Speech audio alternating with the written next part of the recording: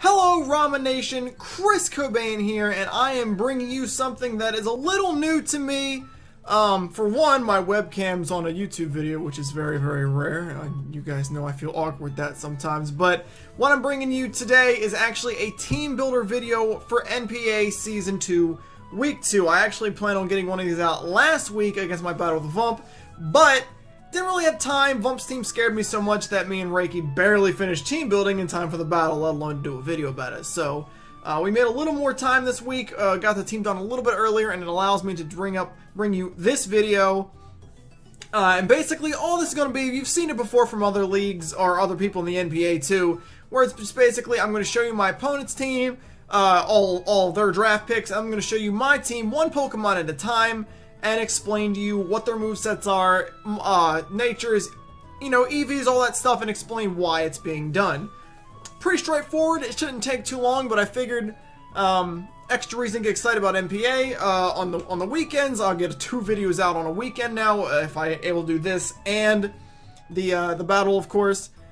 And it's just good to give you guys some insight into mine, Ray, and Reiki's thought process to why we're running what we are, since I'm sure some of you might wonder sometimes. So anyway, without further ado, let's go ahead and take a look at my opponent's team. My opponent this week is KorethTheManGamer and the St Louis Swamperts, and his team is right there.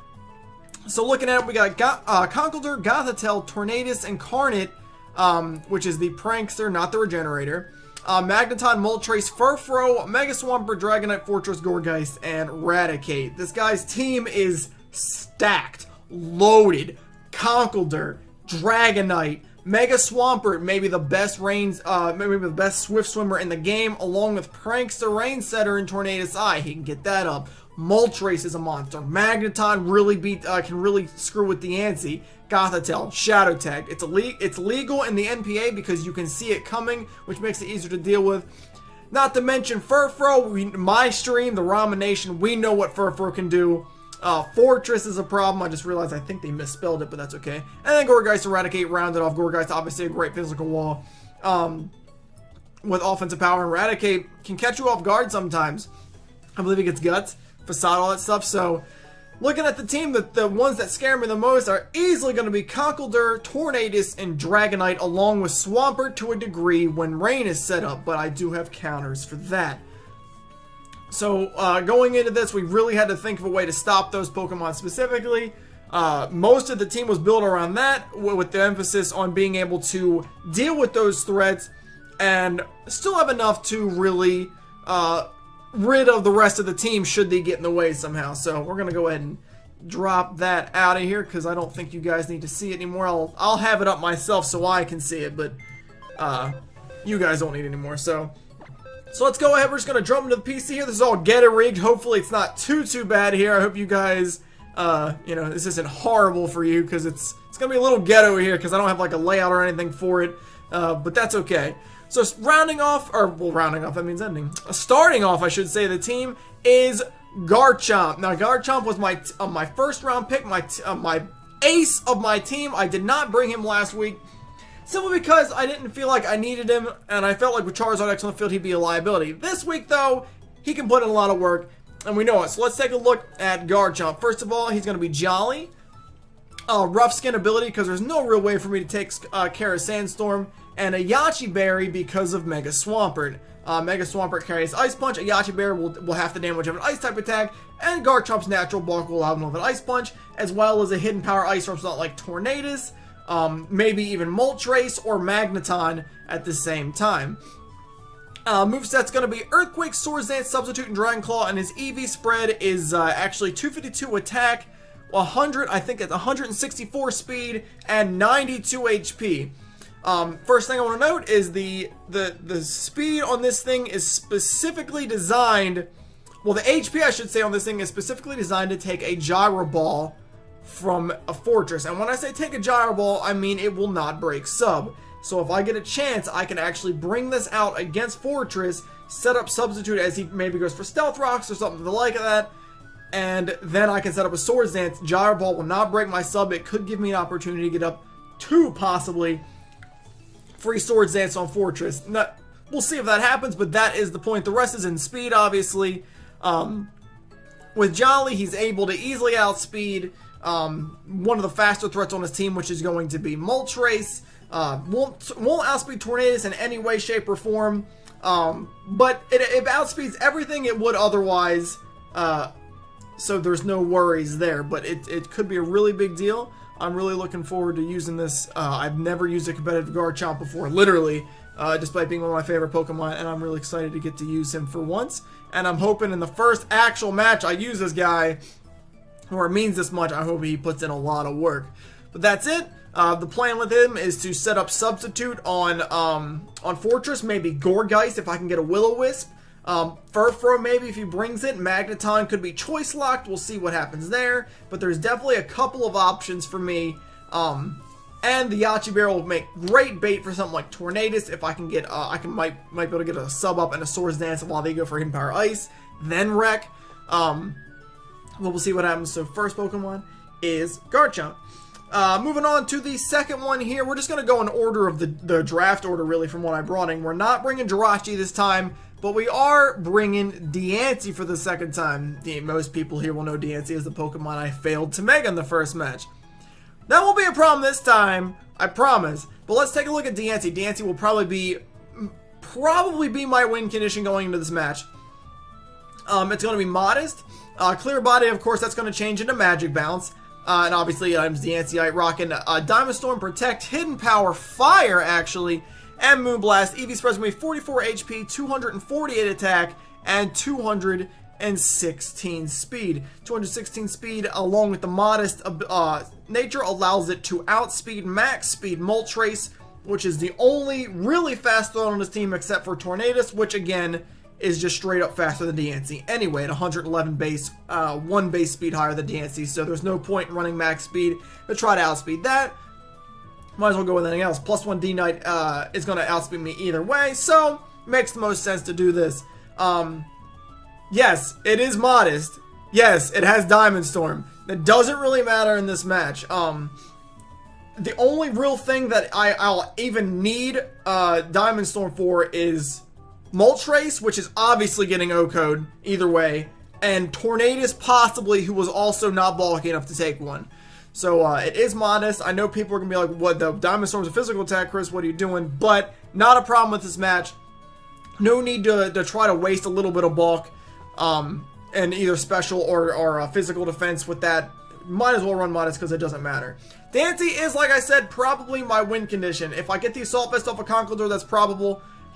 Moonblast, death. Godstail can't touch it. Tornadus has to be running a weird move. Does outspeed me, so Diancie's not really looking for that right away, but can do it. Hidden Power Fire, 2-hit KOs. Actually, nearly 1-hit KOs, a non-Eviolite Magneton, and 2-hit KOs, an Eviolite Magneton, which obviously can't outspeed me. Oko's Moltres destroys Furfrou. 2-hit Swampert, as well as outspeeding it. Obviously, aside from, like, you know, multi-scale shenanigans, if I get rocks up, either move is going to take out Dragonite, no problem. Hidden Power Fire, Oko's Fortress. Gourgeist doesn't have enough bulk. Eradicate, get out of here, he doesn't have any bulk. So this thing can literally destroy every single Pokemon opponent's team. He's got literally no switch-ins for it, no matter what he does. It's going to be a big deal in this match. I can feel it. I will not forget to Mega it. And I promise you, if it gets the chance, something is going to take a hit from this, and it's not going to like it. But I'm happy to have this thing. It's good to use. And it's the second Pokemon on my team. This is so awkward. Isn't this awkward? I feel like it's awkward. Alright, moving on, though. The third mod on my team is going to be a repeat from last week as well. And that mod is the highly underrated Celebi. When I pick Celebi, a lot of people really question it, and I get why. Celebi is, of the base 100 legends, probably actually the worst. But it's not bad at all. This thing, it has a lot of weaknesses, but it makes up for them in a lot of different ways. It's a really good Pokemon. Celebi is my straight up counter to Mega Swampert. I mean counter. There's nothing this thing can do to me. It's going to be Bold Nature, which is going to raise my defense. Natural Cure, of course. And the Shed Shell item. The Shed Shell item is so it cannot be trapped by Gothitelle. Shed Shell allows you to switch out even when you would otherwise be trapped, like Shadow Tag. It also is not a one-use item. It lasts the entire match. So as long as I have it on me, anytime that Gothitelle comes out and tries to trap me, I can get out of there into something different. It's running Giga Drain, Recover, Stealth Rock, and Him Power because it's a surprise Stealth Rocker. Don't really see that coming. It's 252 HP, 236 defense, and 20 speed, which allows it to outspeed Adamant Mega Swampert outside of rain, of course. This thing takes, I think, something around 30 to 40, low 40% range from Ice Punch from Mega Swampert. I have Recover, so I can just use that. Giga Drain is going to basically OHKO. This thing is my hard counter to Swampert in the rain. That is obviously a huge threat, especially with some of my Pokemon, but this thing hard destroys it. No problem. Giga Drain is going to be obviously just for Swampert for the most part. Recover is obvious. Stealth Rock, like I said, it's kind of unseeable. And the Hidden Power is actually Ice, so I'm not set up fodder to Dragonite. Giga Drain will hit everything else for fair damage, aside from Dragonite, like I said, Tornadus, which is weak to Ice, and Gourgeist, which again is weak to Ice. Everything else would resist Psychic Stab and his Grass Stab anyway. Stuff like, Magneton and Fortress resist both anyway, so there's not really a point. I'm looking for this thing to just come out and be annoying when Swampert comes out. Anytime my opponent feels like they're going to try to get something going, this thing's going to be there. This thing will not die, I promise, until Swampert goes away, at least.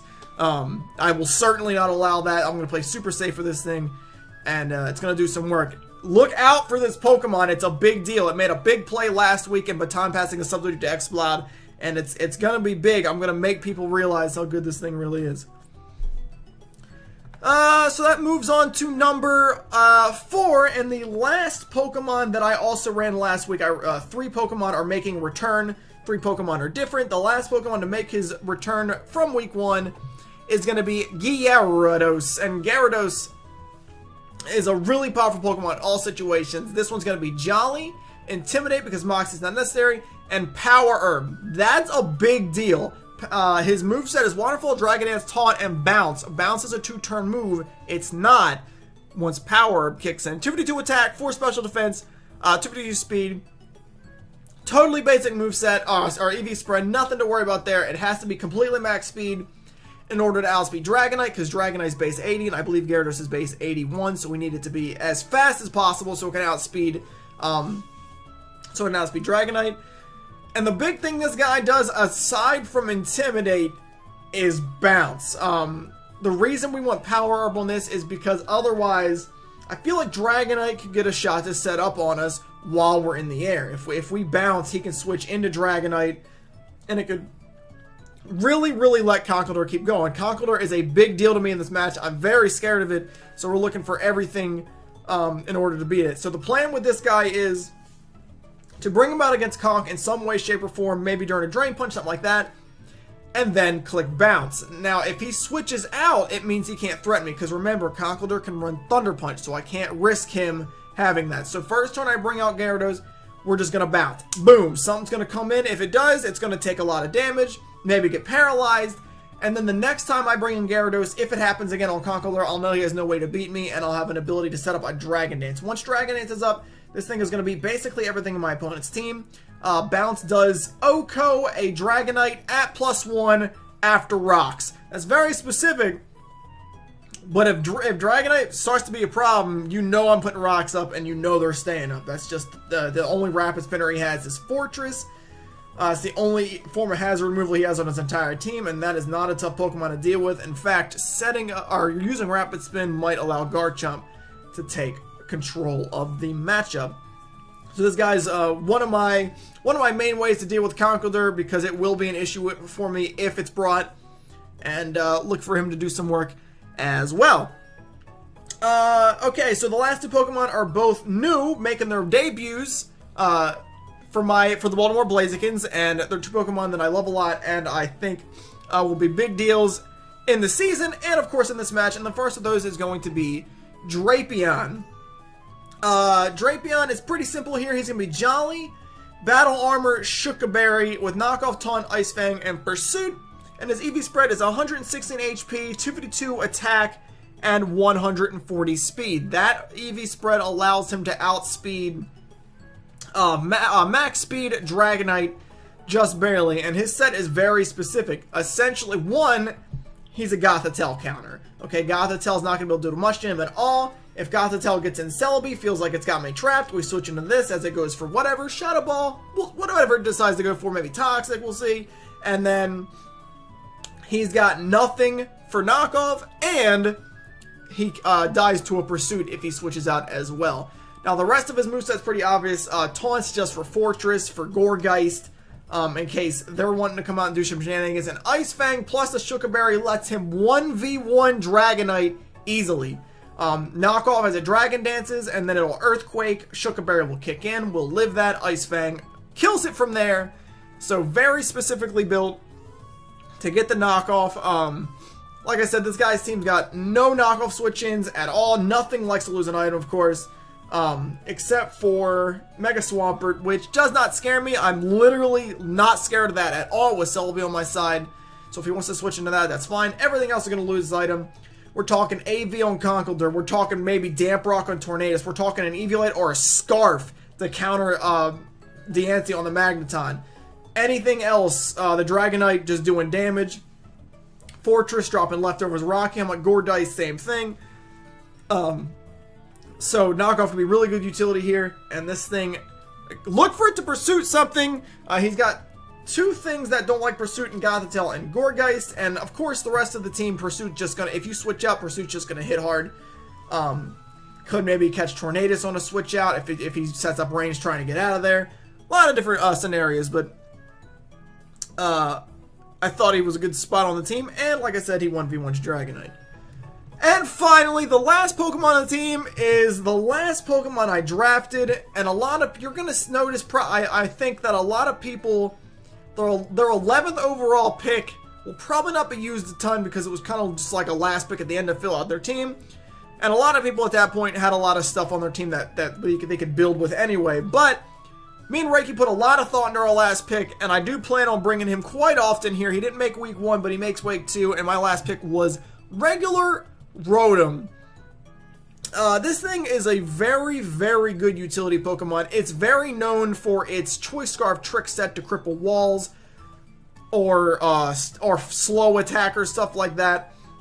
Not to mention this thing has the ability to double status, be it both Will-O-Wisp and Thunder Wave, as well as a bunch of annoying attacks that it's running here. We got Timid, Levitate, of course, Colba Berry. We'll explain that in a second. That that lowers the damage of Dark type attacks, Super Effect Dark type attacks, and he's got Thunderbolt, Will-O-Wisp, Pain Split, and Hex. And his EV spread is 252 HP, max block, mind you, 84 special attack, not a bunch, and 172 speed, which again is built exactly to outspeed max speed Dragonite. And of course, with Timid, it will outspeed anything, any Moltres that is not literally max speed as well. Cobbleberry, big deal. This thing can take 2 knockoffs from Conkeldurr. 2. He can switch in on a knockoff, Pain Split, and then have enough HP off the Pain Split to live a second one with under 5% health. I Pain Split a second time, it puts Conkeldurr at around 25% health. And even if he's still got his Assault Vest on, that thing is useless. This thing literally is the best thing on my team for Conkeldurr in a switch-in situation. No matter what he does, this thing can end up just completely taking its health and wrecking it so that it's an easy revenge kill for anything on my team. Excuse me. Anything on my team. Garchomp, Gyarados, Deancey, whatever, they can all 1v1 it at that point easily. This thing could play a huge role in this match. It also can be a great way to kill Tornadus, which can be a big threat. Again, Tornadus can carry knockoff. I could catch him with that. Ocone with Thunderbolt. He can't be trapped by Gothitelle, which is nice. He outspeeds Dragonite, which I mentioned. Can Will-O-Wisp him. Can outspeed Swampert outside the rain. Can Will-O-Wisp him. Can Will-O-Wisp Raticate? I mean, Raticate carries Sucker Punch, but so if I Will-O-Wisp, I really doubt he brings that, but it's there. As well as being able to do massive damage to a physical wall like Fortress or even Furfro. Also able to nearly, do a lot, at least 2-hit KO a Moltres, 1-hit KO after rocks. And like I said, can actually switch in on a knockoff and do enough to Conqueror to make him worthless. So that's it. This video was kind of weird. Let me know how I did. I felt like this was a little awkward. You guys will probably agree with me, but first time doing anything like this for me, so I wanted to do it because I feel like I said I want you guys to have insight on my teams, what I'm running, why I'm running it, exactly what my AV spreads are for. So you guys are 100% involved in everything the Blazikins do, because we're on the trip to a title this year, and I want you guys along every step of the way. So let's go ahead back up to Garchomp here. He's the main guy. But that is it for this video, guys. If you enjoyed the video, make sure you leave a like. Make sure you subscribe to my YouTube as well if you've not done so yet. I don't know why you would over this video, because it probably sucked. But I am a good battler most of the time. And if you want great battle content, to watch all the videos of the future Season 2 champion as they come out, make sure you do hit that subscribe button. Like I said, let me know how I did in the comments. I probably sucked. Hopefully I get better at this. We still have 12 weeks to go, so I still got a long time to improve. But that is it for me, you guys. I will see you guys in the week 2 of the NPA against KorethTheManGamer and the St. Louis Swamperts. And that's it. So, peace, Ramen Nation. See you guys in the next match.